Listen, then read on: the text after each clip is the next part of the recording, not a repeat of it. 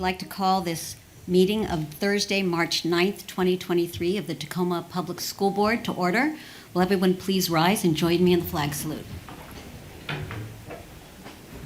I pledge allegiance to the flag of the United States of America and to the republic for which it stands, one nation, under God, indivisible, with liberty and justice for all.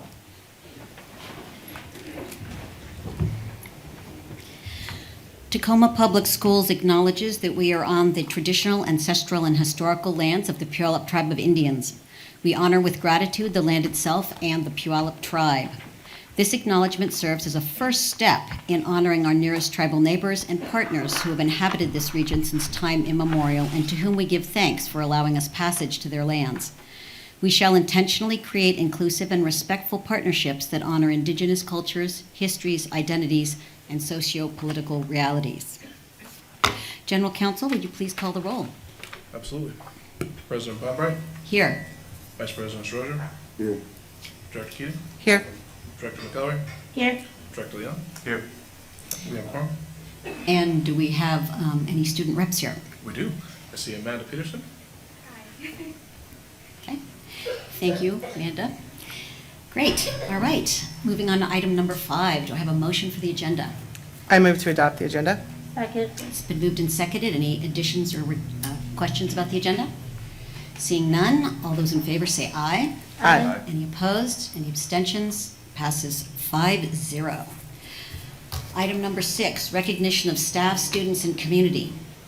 And I will turn this over to General Counsel Benro to talk about 6.1, state holidays and civic observances. Yes, in the month of March, we have Cesar Chavez Day. In 2018, the governor signed HB 1939 into law, which declares that the 31st day of March will be recognized as Cesar Chavez Day across Washington state. Cesar Chavez Day is a legislatively recognized day, which is different than a state holiday, meaning that even though it falls on a school day, this year, March 31st is a Friday, so students would have school on that day, which is common for most of our legislatively recognized days. On Cesar Chavez Day, Washington recognizes the right and the fight for safe workplaces, fair pay, good working conditions, and dignity for the people who help produce the food that we eat. And that's the one that we have for the month of March. Okay, thank you very much. Okay, item number 7, Superintendents Report.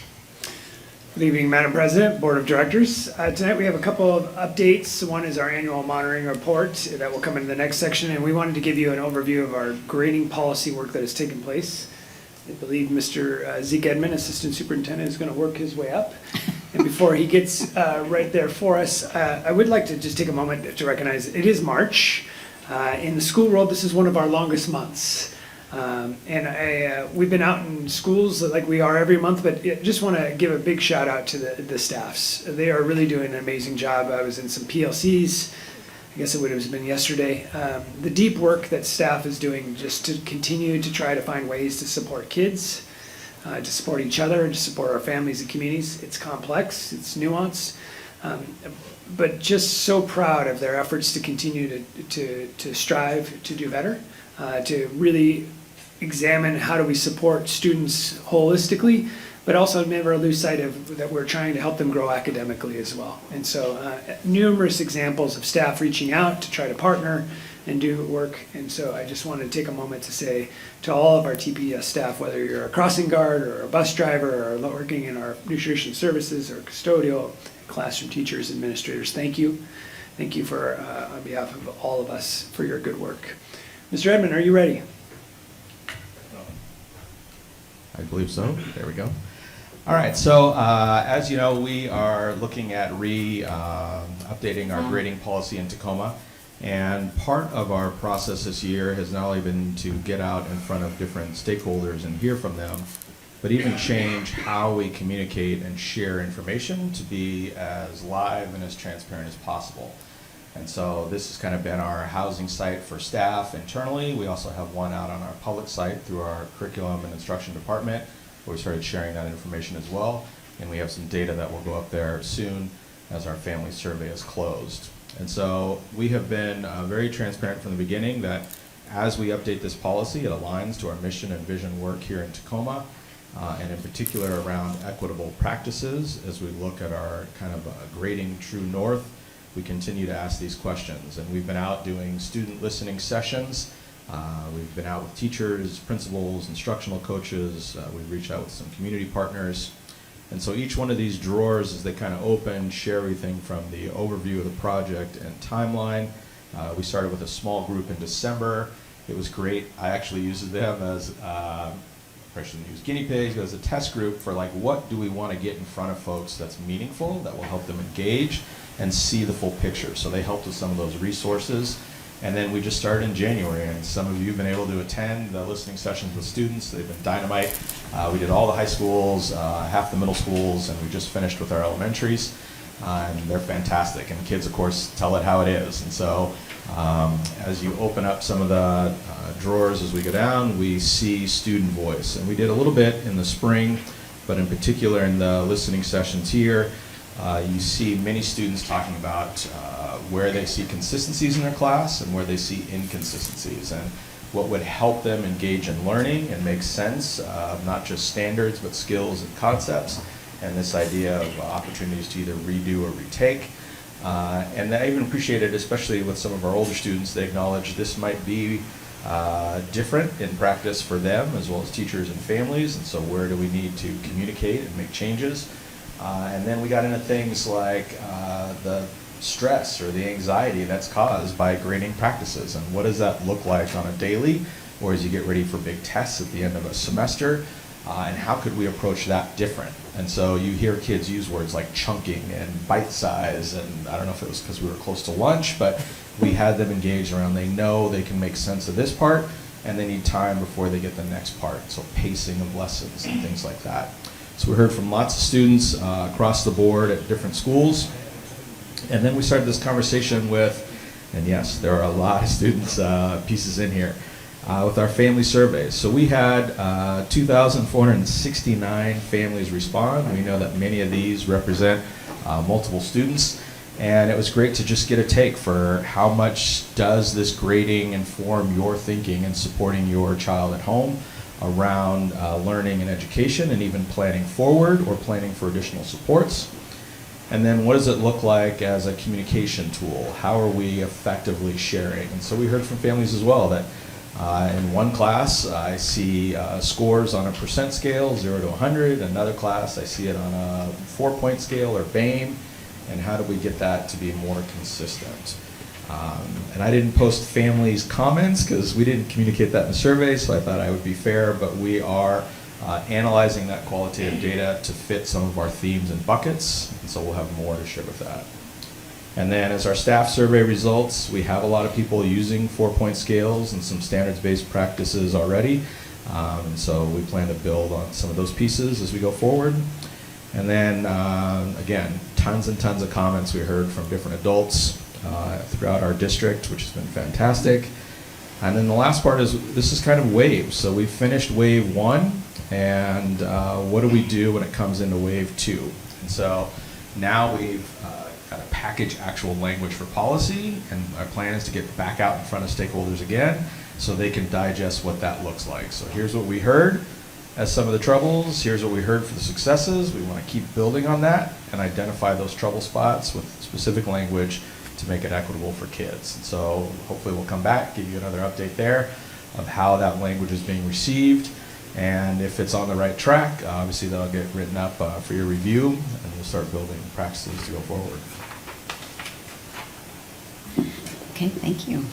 Does anybody have any questions? I know it's a little hard to see, but up there, so, because I don't have it on my screen, so. But it looks like policy 2420 Correct. will be coming back to us before the end of the school year. Is that the plan? So that we have it ready for next year? Cool. If you choose to move forward with any recommendations, you could always table the conversation. You could always say our current policy is what we'd like. So there are several different options if you choose. But we will be bringing you a recommendation likely based on the feedback that we have. Okay. Does anyone have any questions for Zeke? I don't have any questions. I just appreciated being the 2 sessions that I attended. I appreciated the comments, and it was really more of a conversation with the students, and that was something that I felt was really accessible for students. And then I think there was, what they did also give feedback on is what was working well, which was good to hear in comparison to what isn't working well. So I felt like it was a really well-structured dialogue and opportunity for students to give, fair and honest feedback. So I appreciated the process. Anybody else? I think we all had the opportunity. I think everybody had an opportunity to be at 1 or 2 of those and found them very enticing on so many levels. And impressive for the students and the way they spoke up for what they really felt, and as you said, no punches pulled. As a matter of fact, it was actually very refreshing. So, all right, thank you, Zeke. Looking forward to the next step in the process. All right. Item number 8, staff report to the board. 8.1, annual monitoring report on early learning. Tonight, we are led by our early learning director, Ms. Michelle Raw-Lewis, who is giving you your annual monitoring report regarding early learning. Mr. Edmond may also be joining her if needed for some technical pieces, but Michelle, it's all you. All right. Good evening, everybody. Thank you for having early learning here again this evening. Give you a little update on the report. Try to do our clicker the right way. As you know, early learning is our strategic goal number 3 that we're focusing on early intervention and assessment for preschool through 3rd grade. Our early learning mission that we take very much to heart is that our mission is to support and serve our students in reaching their highest potential, developmental, social, and academically. We create and maintain developmentally appropriate learning environments, and we are empowering our families to be advocates for their children. So we have 6 early learning classroom. We have ECAP, ELL, deaf and hard of hearing, Head Start, peer inclusion, and Montessori. And those are just our early learning buckets for our funding sources. We are very proud Michelle? to say, For the public, could you just Yes. explain what ELL is so people that may not Yes. know? And anytime we use an acronym, we try and, sorry about that. oh, no, Yes, hey, so we're all our acronym focused. yes, our English language learner classroom, that is at Sheridan Elementary. And then DHH would be deaf and hard of hearing. Deaf and hard of hearing. Thank you. Going back to our enrollment, as you can see that we are steadily increasing in enrollment. We're going back to some of our pre-pandemic. We're very happy to see those numbers climbing up and the community and families being feeling comfortable and confident to returning their littles back to school. So our key findings for this school year, again, that we are back to in-person as of September 2022. Our peer inclusion are currently enrolled to 97% of its capacity. All of our peer inclusion classrooms, the extended day, are now AM and PM classrooms, half-day sessions. Our state and federal programs, that would be our Head Start program and our ECAP programs, are meeting all of our grant requirements this year, back to the pre-pandemic standards. Again, our enrollment trends are going back up to post pre-pandemic. I think overall in early learning that we are about 98% full, and that is that continuous wave of some students leaving and more students coming in. We still do have a few students on wait list for some programs that are wanting specific schools and classrooms. We do still see a need to provide additional preschool opportunities. You know, some of our preschool opportunities are income-based, and with our economy and our housing here in Pierce County and Tacoma, some of our programs like ECAP and Head Start have a very low threshold for being able to attend those classrooms. So looking at other opportunities for the broader public to be able to have a preschool opportunity. We are continuously improving our communication with our Tacoma families and guiding them through the application process and really helping to explain to them that before we are enrolling in preschool, that we are applying for preschool to see which programs that our community qualifies for. And then we finally have all of our data for preschool aligned with our K-12 system, and that data is in Performance Matter, so that we are able to follow our students from preschool all the way through their academic career and see their growth and achievements. Our next steps is that we are continuing to build our partnerships with Building Connections. We're offering back to in-person professional development opportunities for our preschool providers within the community, as well as our TPS preschool. We're still focused on STEM. We did have a training that was scheduled for February. Our enrollment on that was a little bit low, so we're bumping it out to March, hoping to be able to spread the word in the community that we have some opportunities. And that is it with a partnership with Green Trike and Graduate Tacoma. We are always looking for different funding opportunities to increase our preschool options. So we're continuing to look for different grants and different foundations that might be able to support our preschool. We're continuing to monitor our TS Gold data for trends and identifying different trends. This year we're really looking at social and emotional trends and the impacts that COVID has had on our preschoolers entering into our preschool settings. We know that during the pandemic there was not a lot of opportunity to play, and it's really getting our littles back into that engagement of large group environments and learning how to play again. You're going to be seeing me back in a couple of weeks to be applying for our Head Start continuation grant.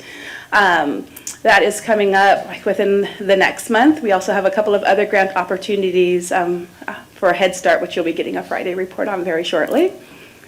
And then our ECAP classrooms that we have requested some conversion slots. What that means is ECAP has some half-day programs, and we have an entitlement through our state legislation that says that all ECAP classrooms need to be a full-day classroom. I believe they pushed it out to 2026 now. So we are starting a slow rollout of that and have applied to convert some of our half-day programs for ECAP into full-day programs. So we're waiting to see if that application has been approved. And then, of course, we're always continuing to strengthen our community partnerships with our early learning community and being able to have different opportunities for staff and students throughout our Tacoma area. And I think that is all for tonight. Do you have any questions for me? Yes, Director McElroy, I see I you don't pushing the have button. questions, but also I just want to thank you for the work you've been doing, especially with Head Start Policy Council and bringing parents into that understanding of like what is early learning, how does it impact them, and then they're also spreading the good word. I've heard they've been recruiting kids for us, which is awesome. So yeah, I just want to thank you for the work you've been doing and your whole team. Thank you.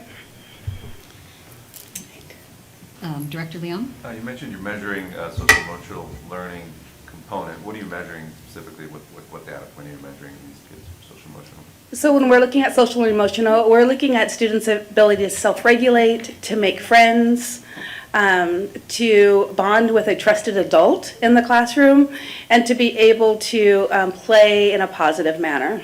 And that is measured through our Teaching Strategies Gold, which is the same assessment WAKIDS for Washington State.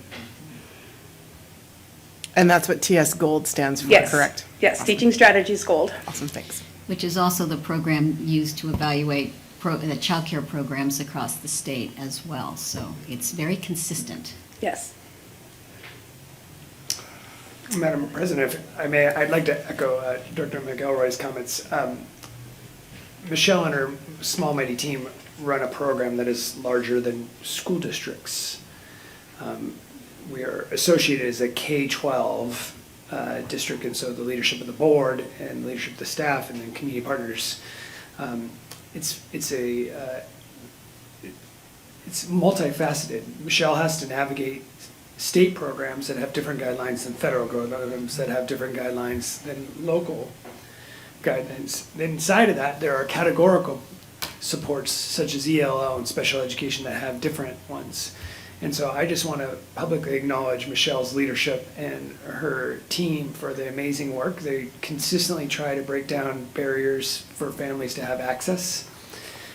I know that sometimes it can be frustrating as a family when you need these services and they are not necessarily there in your own neighborhood.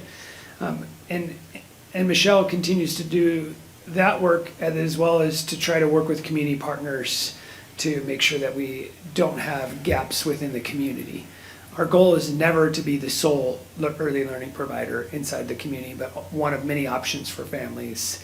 And I'm very proud of the program, and none of that would have happened without Miss Michelle Raw-Lewis's leadership. So thank you for allowing me a little bit of time to acknowledge Michelle.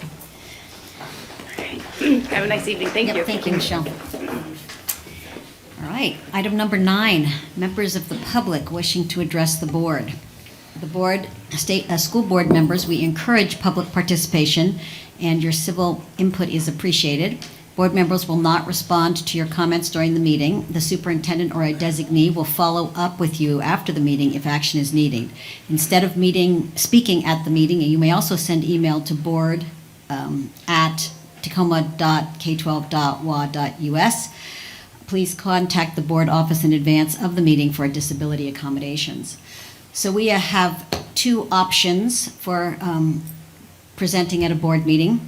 The first option is verbal, and we'll get to that in a second. And the second option is written, and we do have 2 written comments tonight that are attached to the board agenda. So for those that are interested in reading them, we've all read them ahead, so that's part of the benefit of having them in writing. And so for the option 1, which is the verbal comment, I'm going to turn it over to our general counsel to explain the specifics on how we proceed forward. Yes, thank you. We have 6 verbal comments this evening.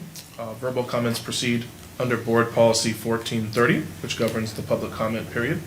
Under Policy 1430, the board president may interrupt and/or terminate comments when the speaker exceeds the time allotted, which we'll have here at the dais, or when comments are either personally directed, abusive, obscene, or irrelevant.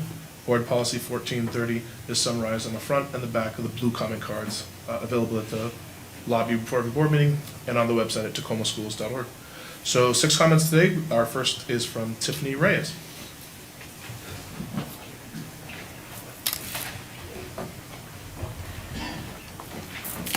Hi, good evening, everyone. My name is Tiffany Reyes, and I'm a resident of the Hilltop, along with my husband and 2 boys. I also serve as the president of Stanley Elementary PTA, and I'm on the board of the Hilltop Action Coalition. The reason for me being here today is to express my dissatisfaction with the proposed revitalization project of Stanley Playfield. As you may have heard, Tacoma Public School, Metro Parks, and the City of Tacoma are partnering on the Stanley Playfield project to uproot the existing open space to convert it to a ball field. This is very concerning for several reasons.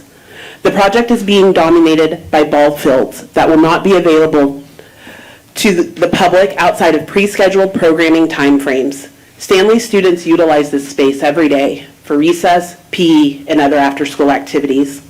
And each spring, beautiful dandelions sprout in the Stanley Playfield, signaling to Hilltop that spring is coming. And let's not fail to mention the mountain view we currently get from the field. We reside in a portion of the country that prides itself on the natural and native components, yet this project proposes to remove trees and natural grass to replace it with artificial turf.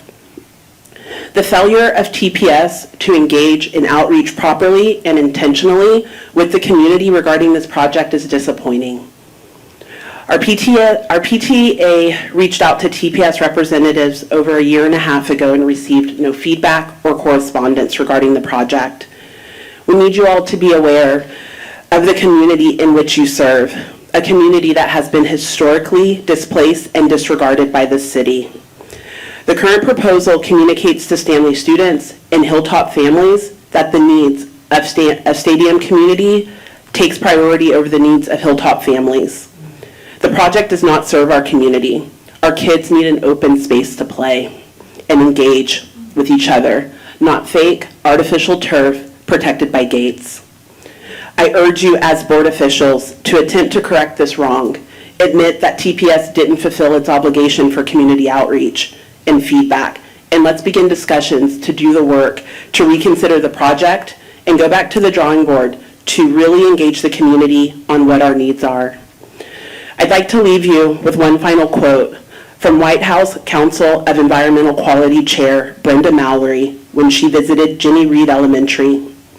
We know the impact of climate crisis are felt most acutely by low-income communities, and communities of color.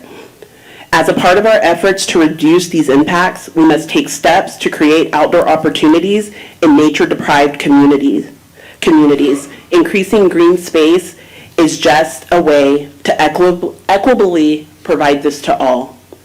So I ask you to commit to going to the right direction, to convey to Hilltop that we matter. Thank you.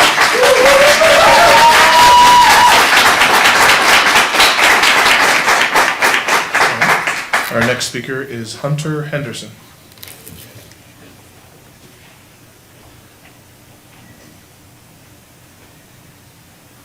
Good evening, everybody. My name is Hunter Henderson. I'm a lifelong Hilltop resident and a graduate of Stanley Elementary School.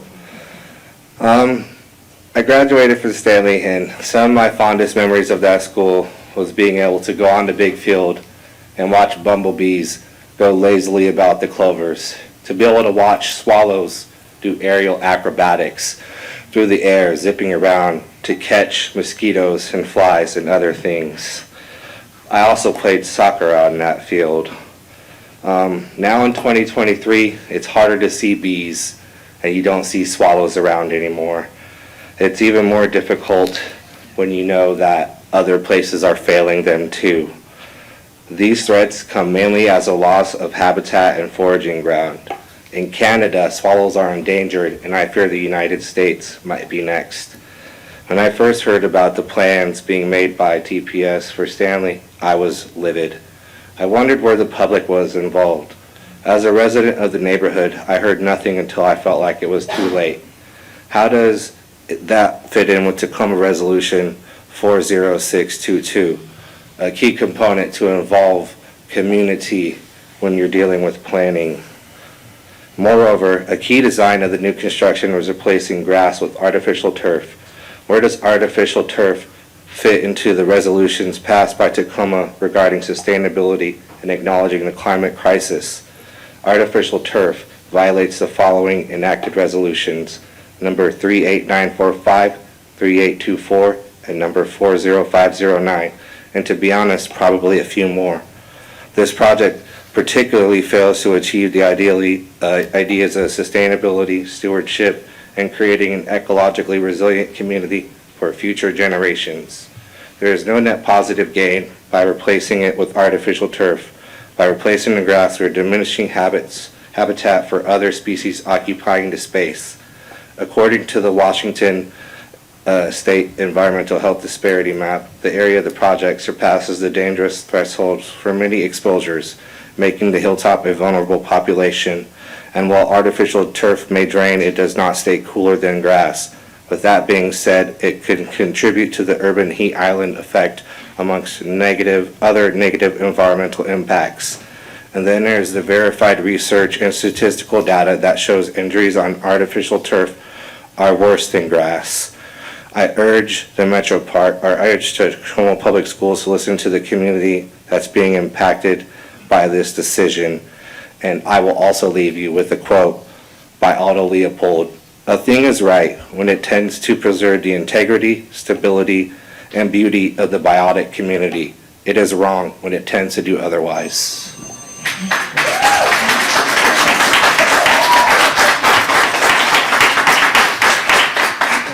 Our next comment is from Jennifer Lacy.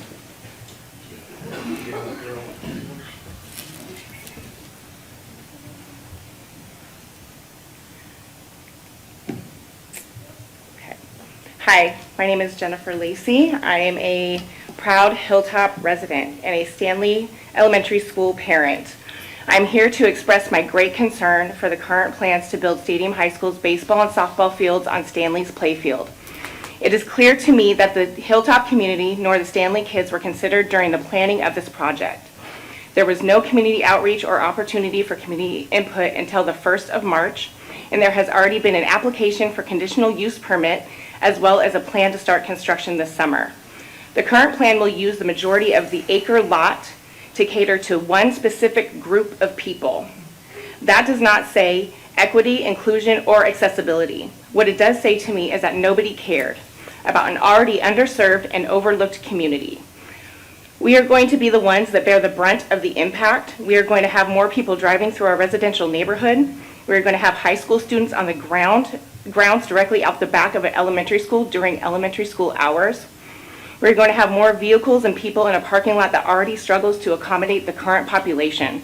I would like to know what the traffic and environmental studies showed, when they were actually done, and what the environmental and traffic studies said about using Peck Field, Franklin, and Jefferson Parks to accommodate Stadium, and if those were not looked at as options, I want to know why. Who was advocating for Stanley children and the Hilltop community members in those boardrooms when these decisions were being made? Who asked how it would impact us? Who asked the community what the community wanted for this very communal space that we cherish? Who cared? I've always voted for levies and bonds when it comes to benefiting schools. This has me rethinking my approach. It feels like a bait and switch. It feels deceptive. We deserve to be heard, considered, and brought to the table. Thank you.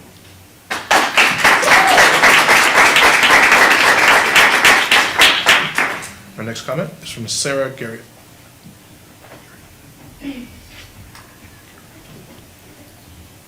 Good evening, members of the board. Thank you for letting us have some time here this evening. My name is Sarah Garriott, and I come here this evening as a concerned auntie. My sister is 17 years younger than I, and has children at Stanford Elementary School. And since hers are younger, I told her that I would come and advocate. I understand there was an issue last board meeting. I listened in on a Zoom and heard the parents come here regarding their principal, that they wanted to have a conversation with the principal at the table. I talked to my sister about this. She said absolutely the parents here want to have their principal back. And so far, I did hear the board member direct the superintendent to get in contact with them. I reached out to the Sun Alliance community from there, and they said that as of yet, they have not had any communication from anyone here in the school district regarding that issue. So I'm coming here to ask you again to do that.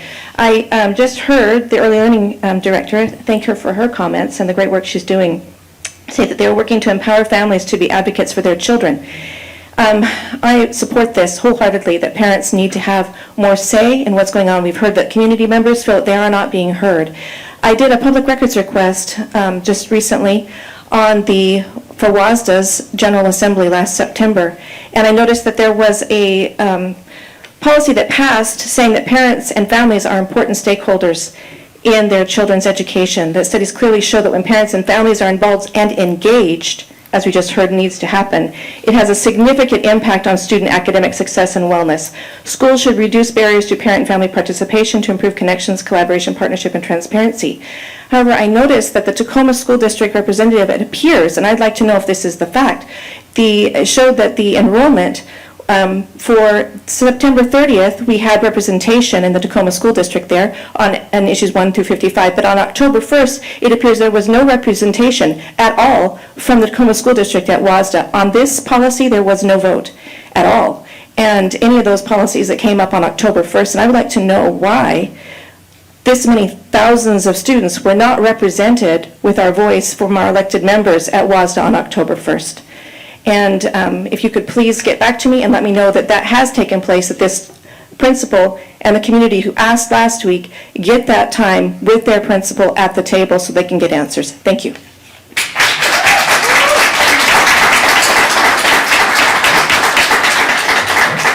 Our next speaker is Amanda Ellis.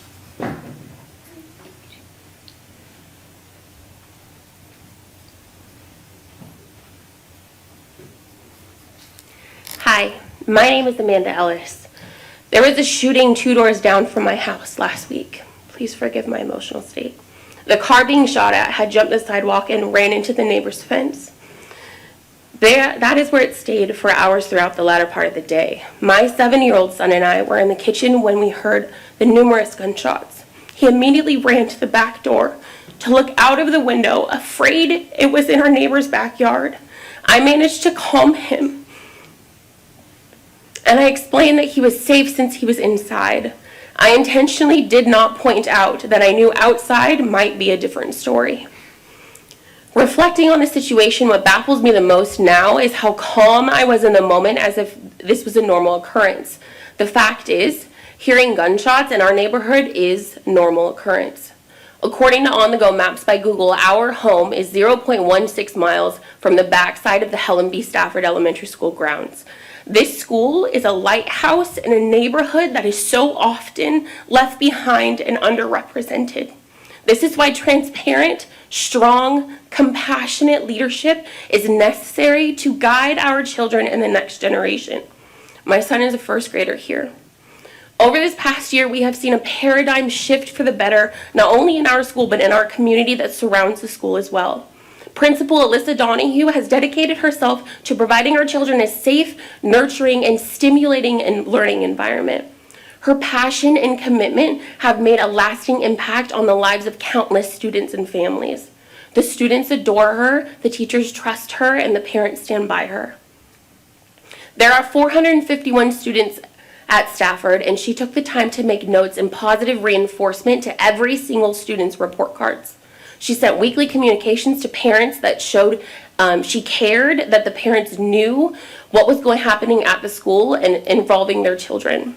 She continuously expressed how much she truly loved and cared about everyone at Stafford.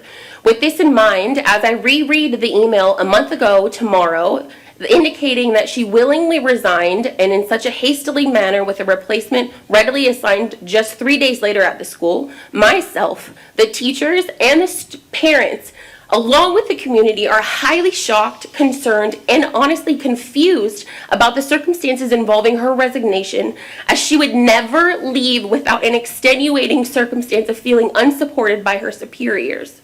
Stafford families have started a petition, and we have over 330 signatures. So as I run out of time, I say, how can you make decisions that affect hundreds of families without our children and our community being spoke to first, without feedback? How can we heal and advocate to advance equity in our community if we are not given the right to know what is happening in our community? As a community, we see through the smoke. Thank you.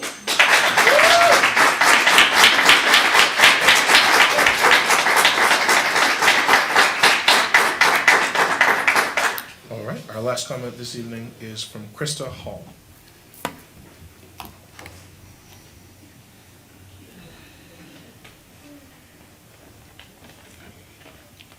Okay, I'm going to try and I feel you so much in my soul. Okay. Hi guys, I was here 2 weeks ago. My name is Krista. I have a son that attends Stafford. You go ahead and put COVID in the mix. He's been there almost 5 years attending, school closed. Last week, 2 weeks ago, I expressed concerns about the safety and us feeling as if we were just kind of ignored. I want to thank you guys. Since literally the day I was here, we have had security at both of the schools. I have a daughter that attends Fernhill, so that's directly across 1.6 miles in the opposite direction of my house. So we appreciate that we felt heard.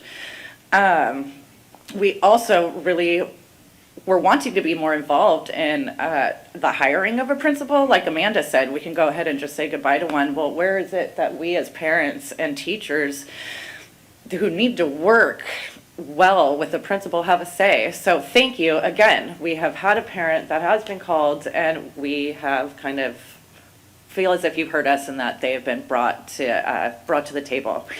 Moving forward, when I was here a couple weeks ago, Julia came up and somebody else. I gathered my information and a couple other people.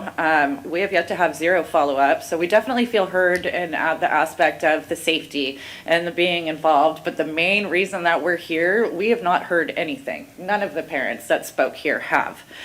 Why is that? Why is that? So what we know is that we have emailed the district, and the district says, this is her personal information. We can't discuss it. It's very difficult to feel as if you guys aren't hiding behind that. So we would like to know if she is willing to come have this conversation, why aren't you? Because the parents here and the teachers here that bust their butts for our babies want to know. And the flow of Stafford is amazing because of her presence. And we want it back. So where do we go from here? I mean, seriously, we're all here. We're the parents, we're the teachers, we have kids, and you guys are running the district. So where is it that we can go where we feel like we are able, because we want her back. I mean, I've posted on Facebook, people are like, what happened in the past? Before this, I don't know, she was having lunch with principal lunches and bubble recesses and signing all 451 report cards and literally in the parking lot every single day. That shooting that we had in the parking lot, it was at 3 o'clock. It was outside the parking lot, the casings were there. They shut down that school. We didn't hear anything. As a parent, they handled it exactly like they should, because my child's safety and all of yours and our teachers that are educating our kids were safe. And I believe that that is because her leadership, and we want her leadership back, please. Thanks.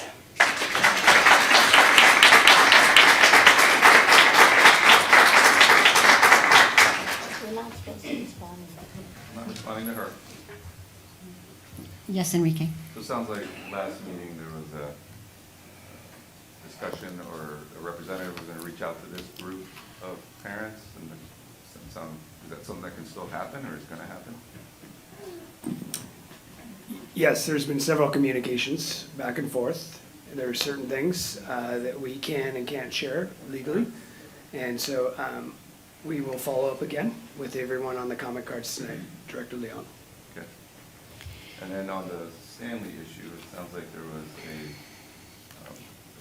as a board member, I'd like to know, I guess, what the timeline of events was with participation of the community and decision-making around the fields. So it sounds like there's two sides of the story, but it'd be good to know how that went.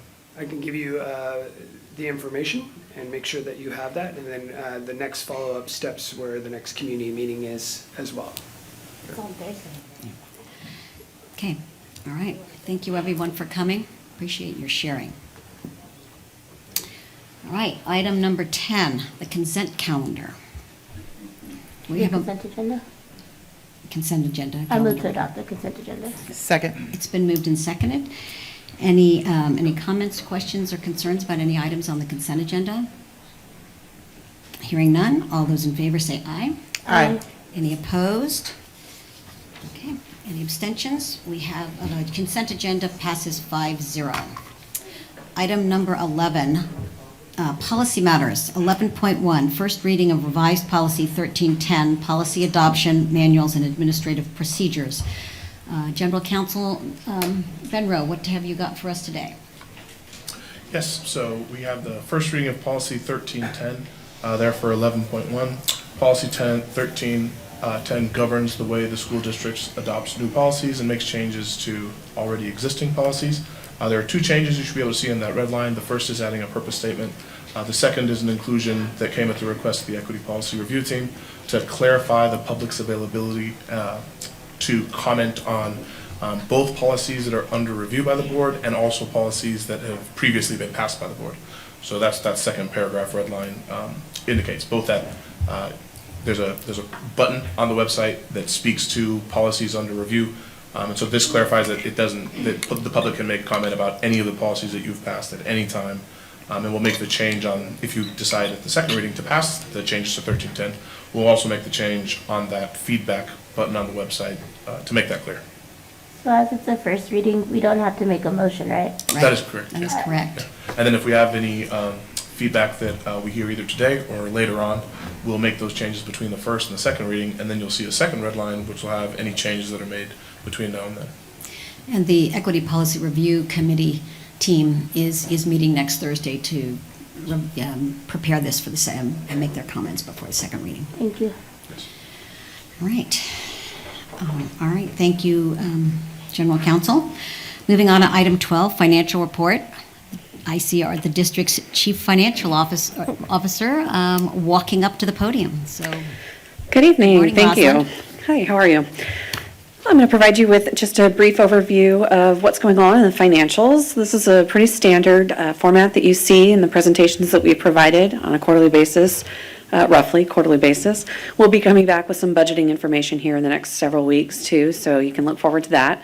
But to give you a quick overview of where we're at financially, you'll see here on the graph on the right that there are a bunch of numbers there I'm going to run you through. On the 22-23 budget, we had a fund balance planned for $55.5 million. Fund balance is our savings account. That was our initial expectation when we were going through probably around this time of year last year. That's what we thought we might end up with in our budget. When we actually finished with our year end, we were at $43.6 million. So that was actually $11.8 million off from what we had planned when we had built out the budget back a year ago. A lot of that was a timing issue. Some of it was our ESSER monies and the way that those were being claimed and submitted to us. And so we'll catch up with those dollars as we progress through this year. And then we'll see where we end this year. ESSER dollars have thrown quite a wrench in the way that we do our business because they're one-time dollars. They come in only after we've claimed them, which means we have to spend them first. Then we get to go out and ask for those resources to be sent back to us. $77 million is our current ESSER allocation that we're working through, and we're just about 60% spent on that, 65% spent on that. So that's the fund balance where we started. Our revenues there, we budgeted $571.5 million roughly. We're coming in about $555 million. So that's about $16 million below 97% of our budget. And that, again, there's capacity for our grants that plays into that. Our enrollment has dropped a little bit. We have a couple of program revenues that didn't come in what we thought they would in the budget. And so those are playing a little bit of an impact there. Now, typically in the past, our trend would be without ESSER in it. Our revenues would be about 99% of our budget. And so if we took ESSER out, we're pretty close to that. We're feeling pretty good about that number, and minor fluctuations that happen in any year are expected. And then when we get to our expenditures, we have $598.5 million that's budgeted, $566.5 roughly that we're planning to spend or projecting to spend at this point, and that puts us about $32 million under budget on expenditures. So we're down in revenues, but we're down even further in our expenditures. And so those balances, did I say that right? Yes. Okay, You great, did. thank you. I thought for a second maybe I said expenditures twice. Revenues are down, but expenditures are down more, so we're still saving a little bit of money in relationship to how much we're getting in. And that puts us at about 95% of our budgeted expenditures. That gets us to our ending fund balance, which we had planned to get to $28.5 million. Now, remember that we had a surplus the prior year. We wanted to make sure that we spent those dollars on the students who are in the system today. And so we plan to spend that money down to get to our 5% reserve or close to our 5% reserve requirement. And at this point in time, it looks like we will have achieved that plan if all things come to fruition that we have in the budget at this time. And so that'll leave us with just a little bit of a surplus over our 5% at $4 million that we didn't expect to have when we built out our budget. And our reserve requirement is 5% per the board policy. This is right now we would project around 5.8%. And as a reminder, for those of you who aren't familiar with how we manage the fund balance or our savings account, like I said, the reserve requirement is set in policy by the board. That's the board's policy. It's not a state requirement at this time. And we use those dollars, or we keep those dollars in reserve for emergencies, unexpected crises, or things that come up like the pandemic, and to be able to pay salaries. And then, of course, for our bond ratings, it's essentially, those are like a credit report for us. And so when you have money in the bank, you have a little bit of a higher credit score. And that our internal expectation is that we will maintain between 5 and 8%. It also helps us with cash flow, which ebbs and flows through the year. We have a couple of months where we get very few resources in through our taxes or through the state, and then we have some months where we get a lot of resources in. And so we want to make sure that we have enough money in the bank in order to cover those costs while we wait for the next pot of money to pop in. I'll just stop there. Does anyone have any questions for Rosalind? I have a request for the public who doesn't understand ESSER. Can you explain, give a little overview of what that means, please? Thank you, yeah. ESSER is resources that were provided to us through the federal government for stimulus. And we received 3 waves of funding. We already spent wave 1 and 2, and we're now on wave 3 of those resources. And so it's just extra stimulus dollars to help recover from the pandemic. There's a whole website out on the district's website. If you go to the finance page on the district's regular homepage, you'll find an ESSER component there that gives you all kinds of details, all the different projects that we have, all the information about them, where we're at in our spending, and those sorts of items. And just as a point to the public, that the ESSER funds, they came in waves, and they each had 2 years to, appropriate and then spend. And we're on the last group now, and they have to be spent by 2024 at the very latest, so. Yeah, September of 2024. And they really need to be planned for Encumbered before at the end of this year, yeah. So in future budgets, we won't have those ESSER dollars, and that's why we're trying to manage all the fund balance and everything within those and not count on those in the future. Thanks. Thank you. Thank you. All right. So on to item 14, 13, curriculum and instruction. There is nothing tonight. So 14 is business matters. 14.1 is approval of the guaranteed maximum price amendment number 2 to the contract between Tacoma School District number 10 and Skanska US Building Incorporated for the Bryant Montessori K-8 school replacement project.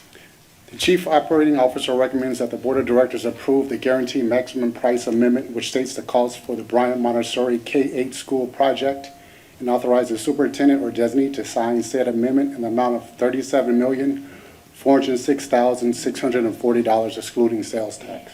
I move to adopt item 14.1. I second. Got wild action going over here tonight. We're ready. All right. It's been Excited for Bryant. Yeah, there you go. It's been moved and seconded. Any comments or questions? All right. All those in favor say aye. Aye. Any opposed? Any abstentions? Passes 5-0. Item 14.2, approval of the guaranteed maximum price amendment number 3 to the contract between Tacoma School District number 10 and Abshire Construction for Phase 2 of the Safety and Security Upgrades Bundle Project. Yes, this is the continuation of our security upgrades across the district. We have a targeted completion date in the year 2024. Perfect. The Chief Operating Officer recommends that the Board of Directors approve GMP Amendment 3, which states a guaranteed maximum price for the purchase and installation, completion of access controls, intrusion detection, and intercom upgrades, and authorize the superintendent or designee to sign said GMP Amendment 3 in the amount of $17,490,843 excluding sales tax. I move to adopt item 14.2. It's been moved and seconded. Any comments or questions on this item? Hearing none. All those in favor say aye. Aye. Any opposed? Any abstentions? Item passes 5-0.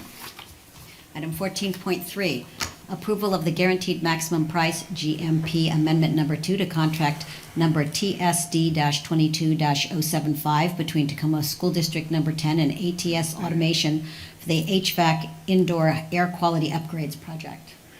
Once again, this is a continuation of our HVAC upgrades. These are ESSER funds, so we have a completion date in the year 2024. The Chief Operating Officer recommends that the Board of Directors approve GMP Amendment 2, which states the guaranteed maximum price for the scope of work at Blick, Silas, and Lincoln. The Chief Operating Officer also recommends the Board authorize the superintendent or designee to sign said GMP Amendment 2 an amount of $5,260,180 excluding sales tax. I move to adopt item 14.3. Your mic's not on. Second. Yeah, it is.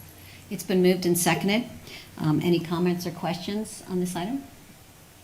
Okay, hearing none. All those in favor say aye. Aye. And any opposed? Any abstentions? Okay, passes 5-0. Item 14.4, approval to negotiate and award design-build alternative delivery method contract with BN Builders and TCF Architecture for Oakland High School's historic modernization project. The Chief Operating Officer recommends the Board of Directors approve the superintendent to negotiate and award a contract to BNB Builders for the design-build alternative method for Oakland High School historic moderation project. I move to adopt item 14.4. Second. It's been moved and seconded. Any comments or questions on this item? Questions? You have a question? Yes. Okay, Director Leon. Roughly, what's the enrollment of Oakland these days? I'm not sure I have that Approximately information. 140 kids. It varies from throughout the year. And is there ever been discussion around, so this is a remodel of the school? Modernization, yes. Modernization, I would describe it as a new school. Of a new school? Is there any districts that do anything regarding school within a school, or, you know, with regard to Oakland being inside of another school, that type of thing, just to think about money savings, getting people involved and being more inclusive in other schools? Does that happen, and is there room in any other schools in our district, in high schools for 140 kids? Well, I mean, there's numerous examples across the nation of schools within a school. There's opportunities in any opportunity to move and collaborate, put kids into different buildings in different capacities. In November, I think in November, forgive me, it might have been October of 2019, you folks voted on a resolution to build and charge the staff to modernize several different schools, to work with community partners such as Metro Parks and City of Tacoma, Boys and Girls Clubs, to build shared facilities to enhancements across the board.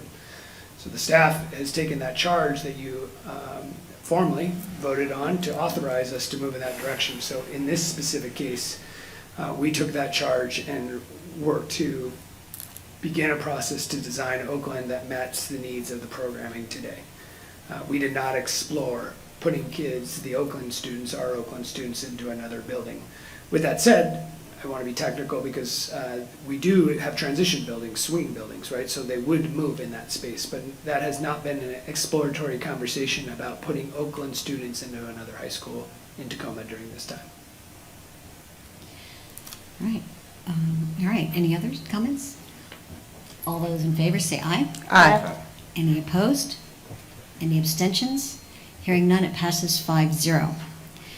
Thank you, Chris.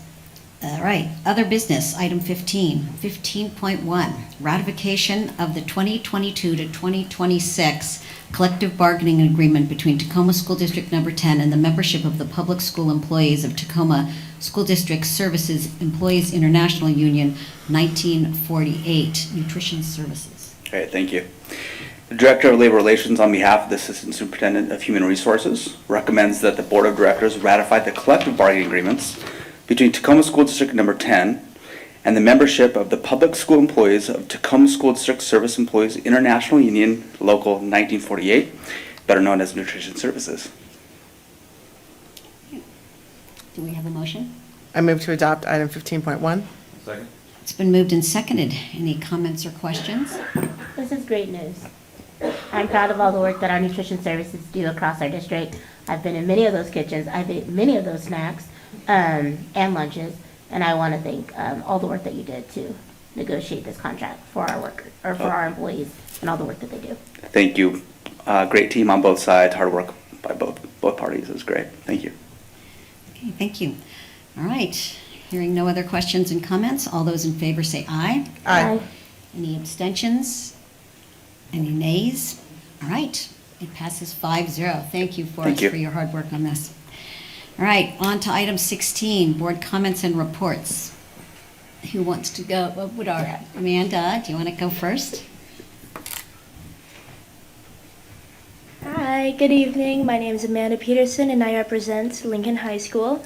So March will be a very busy month for our ASB. We are organizing a volleyball tournament which is going to happen after school next Thursday and Friday. And we did this last year too, and it was really successful, so we're really excited to bring it back. We have our sneaker ball happening March 24th, and that's our dance that the juniors are going to be putting on. We're also preparing for Spirit Week, and our overall theme for this week, we're going to call it Spring It On because of how competitive our school is. So it's going to be directed around like class competitions and then school games and stuff like that. And we have our assembly coming up on the 31st, our pep assembly, and I've been organizing that as well. Okay, thank you. Awesome. Thanks so much for coming tonight. All right, who wants to go first? Vice President Strozier, why don't you go first? I have no report this evening. Okay. Director Leon? I was at a listening session at Lincoln recently, and it just went really well. We talked a lot about it. I just want to comment on the wonderful insights and just openness that those students had in discussing the issues around testing, but it went beyond that. So thank you. Okay. Director Keating? Sure. So I did I'm going to do the acronym. So the WASDA, WASBO, WASA, which is Chief Financial Officer Association, and I know I said that wrong, Roz. I'm very sorry about that.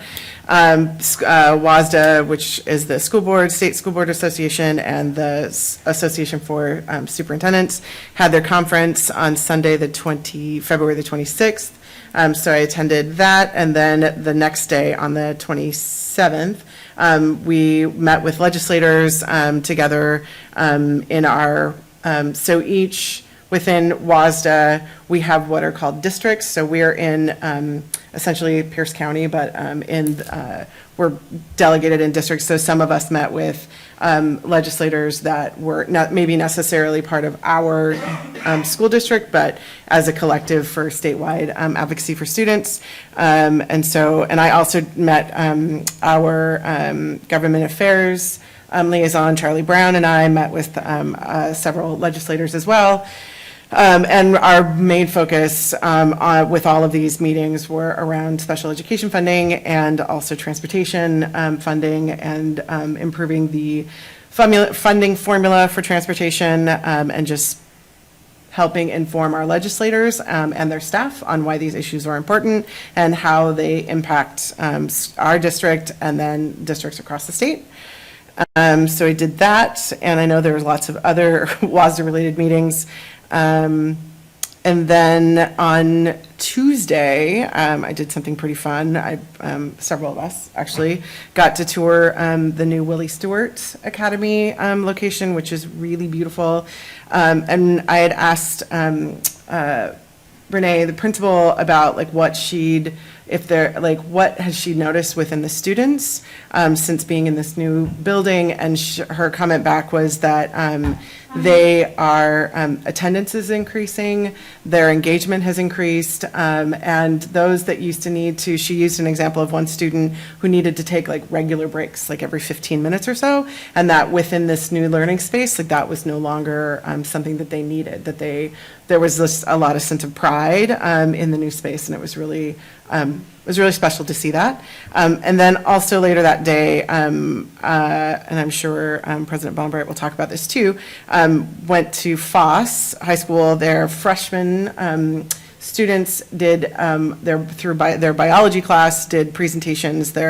I think they do this a couple times a year, maybe even 3 times a year, but they were doing presentations on basically a public service announcement on COVID and vaccines, and there were community partners that came in and that were judges, and they were really, it was a really, really cool,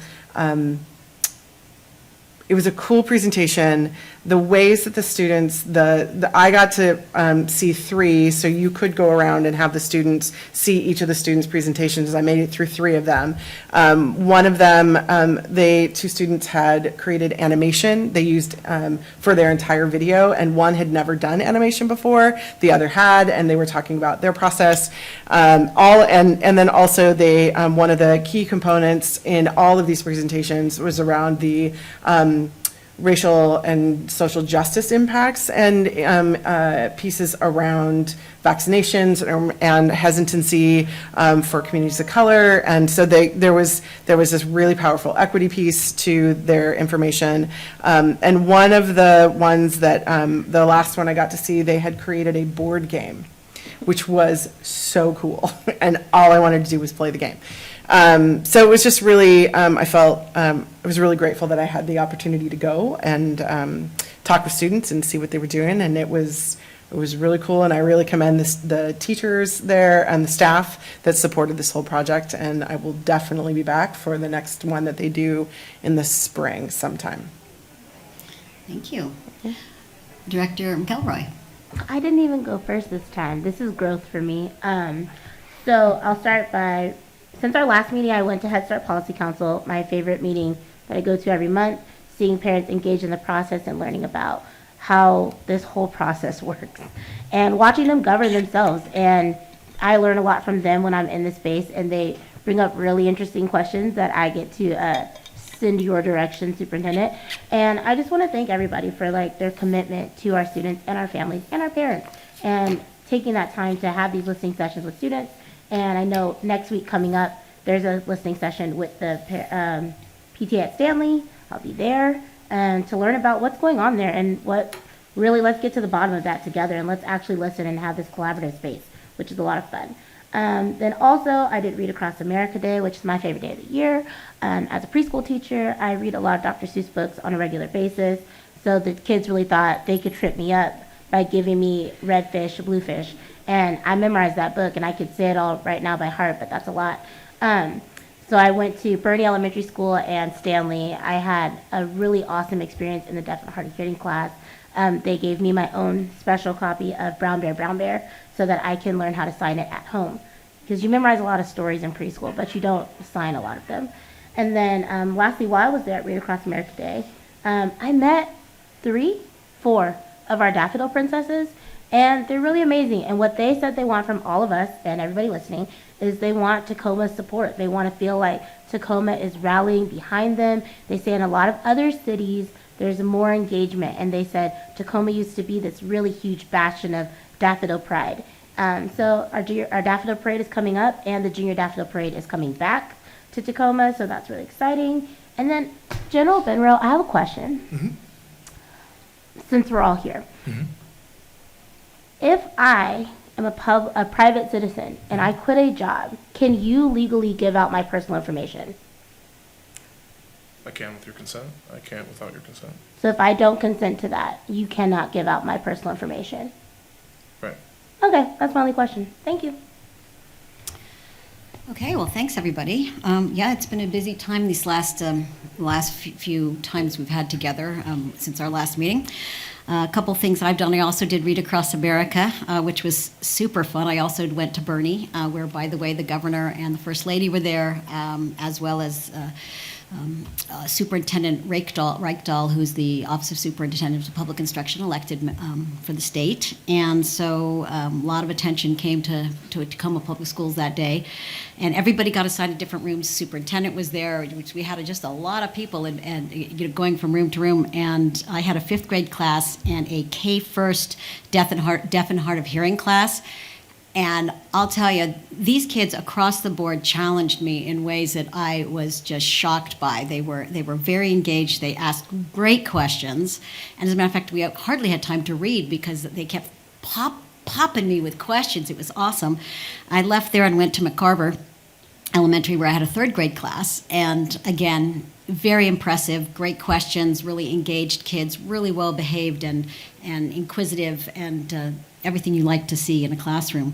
So that was fabulous. I also went to the Lady Abe's varsity girls basketball quarterfinals at the Tacoma Dome versus Lake Washington High School, and it was a very tight, very exciting game, heart-pounding game that we unfortunately lost at the very end, but it did put the Lady Abe's up into the, what do you call it? Placing rounds. The what? The placing rounds. The placing rounds, thank you. And ultimately, they ended up 6th, which was really impressive. So, and I know later on this month, when all of the tournaments are done, we'll be celebrating all of the tournament winners. But I know that they played their heart out, and that was really fun to watch. I also went to the Foss High School 9th grader presentation, and I just want to say a shout out to the 2 teachers who coordinated that, Trevor Kaguchi and Tashi Langton. They were just amazing. These kids were so responsive, and I actually was able to go to all of the presentations, which took like 2.5 hours, but it was so great, and just individually saw each one and talked to each kid. And across the board, they really had learned so much and brought personal things to it, their own history. And the social justice component, which Director Keating was talking about, was really powerful. And the lessons that they learned and how they applied it to their own personal lives. So, definite kudos to those great teachers, all of the great teachers at Foss that were working with those kids. In addition, this morning I had the WASDA, the Washington State School Directors Association, had a large district caucus, which is, we are one of many of the large districts in the state, and so we all meet once a year, or maybe once a quarter. I'm not quite sure how often we do this. And we had a great conversation. It was against legislative issues, but mostly about what we really wanted to get out of the funding for special ed and some of the complexities of those and how that impacts all of our school districts. So that was interesting, really interesting. And then lastly, was it 2 Sundays ago? I guess a couple weeks ago, and I know Vice President Strozier was also there with me, attended a very amazing rally on behalf of transgender youth in our community, created by our own Director Keating, and it was a spectacular event. It was one of those days, it was like cold and kind of icy rain, and then all of a sudden the sky cleared and the sun came out, and the entire time we were there, it was just sunny and nice, and people were joyous, and it was just a good way to support youth in our community to be who they are. And so I want to thank Director Keating for all the hard work to pull that together and say what a joy it was. It was really well attended, and there were lots of electeds and also just a lot of community partners and lots of kids, lots of students who were there to make their statements. So that was really a powerful event. And I think that's it for me this week. So, yes, Director Leon. Just a couple things I forgot.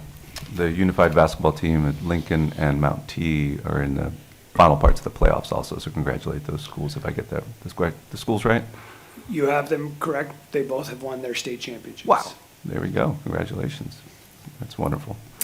And then the board and leadership knows about this, but I'll be gone at the next couple meetings. I'm doing some volunteer medical humanitarian work in Peru. So in case the public's trying to reach me, I appreciate the board helping me do that. Thank you. Okay, so item number 17, announcement of next regular board meetings. We will be having a board retreat next week. And on Thursday, and then the 23rd of March will be a business meeting. And then April 13th will be our next business meeting. And in between the March 23rd and the April 13th, we have spring break. So that is the week of the 3rd through the 10th through the 10th through the, which week is it? It's the 3rd. 3rd through the 7th? Thank you, 3rd through the 7th. Wow, the months are just swinging by. Anyway, so that is our schedule for the next few weeks. And so then, and we're going to, the next item is adjourning, and then, We'll be moving over into I was going to say that after we adjourn, we are going to meet in an executive session. So if there's nothing else, no business else on the table, we are hereby adjourned.